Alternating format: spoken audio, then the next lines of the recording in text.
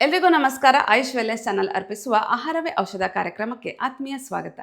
ಇವತ್ತಿನ ಸಂಚಿಕೆಯಲ್ಲಿ ನಾವು ಉಪವಾಸದ ಮಹತ್ವವನ್ನು ಮತ್ತಷ್ಟು ತಿಳಿದುಕೊಳ್ಳೋಣ.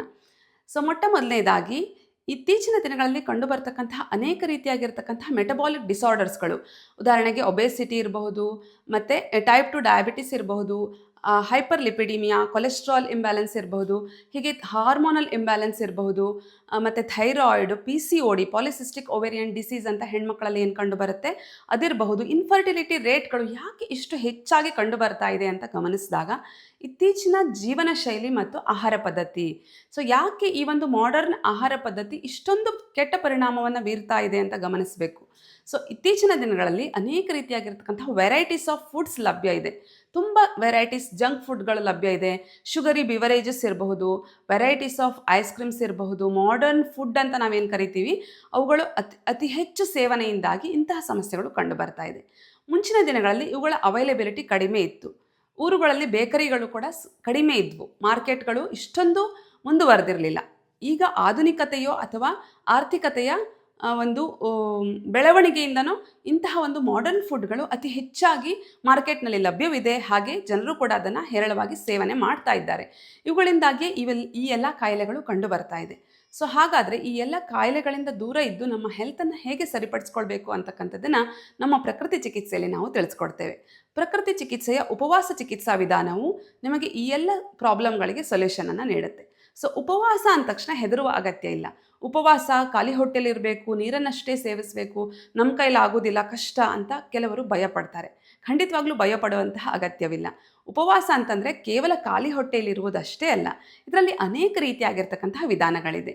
ಉಪವಾಸದಲ್ಲಿ ಫ್ರೂಟ್ ಫಾಸ್ಟ್ ಮಾಡಬಹುದು, ಲಿಕ್ವಿಡ್ ಫಾಸ್ಟ್ ಮಾಡಬಹುದು, ಮತ್ತು time restricted feeding, intermittent fasting ಅಂತಂದರೆ ದಿನದಲ್ಲಿ ಕೆಲವು ಗಂಟೆಗಳು ಆಹಾರ ಸೇವನೆ, ಕೆಲವು ಗಂಟೆಗಳು ಆಹಾರ ಸೇವಿಸದೇ ಇರತಕ್ಕಂಥದ್ದು. ಇಂತಹ ಒಂದು most popular method of intermittent ಫಾಸ್ಟಿಂಗನ್ನು ಕೂಡ ನೀವು ಫಾಲೋ ಮಾಡಬಹುದು.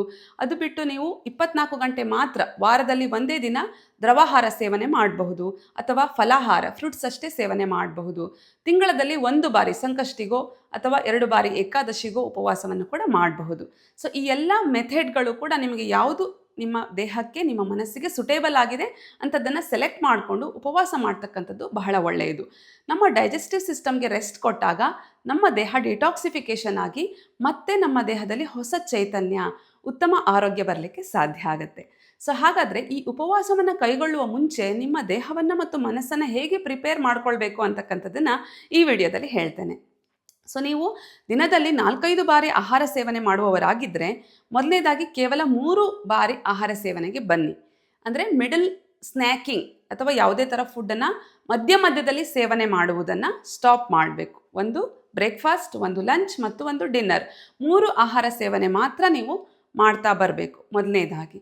ನಂತರದ ದಿನಗಳಲ್ಲಿ 3ನೇ ಆಹಾರ ಅಂದರೆ ನಿಮ್ಮ ಡಿನ್ನರನ್ನು, ನಿಮ್ಮ ರಾತ್ರಿಯ ಊಟವನ್ನು ಲಘುವಾಗಿ ಇಟ್ಕೊಳ್ಬೇಕು. ಅಂದರೆ ಹಣ್ಣನ್ನು ಮಾತ್ರ ಸೇವಿಸೋದಿರಬಹುದು, ಅಥವಾ ಲೈಟ್ ಫುಡ್ಡನ್ನು ಸೇವನೆ ಮಾಡಿ ನಿಮ್ಮ ರಾತ್ರಿಯ ಊಟವನ್ನು ಆದಷ್ಟು ಬೇಗ ಮುಗಿಸ್ತಕ್ಕಂಥದ್ದನ್ನು ರೂಢಿ ಮಾಡ್ಕೊಳ್ಬೋದು.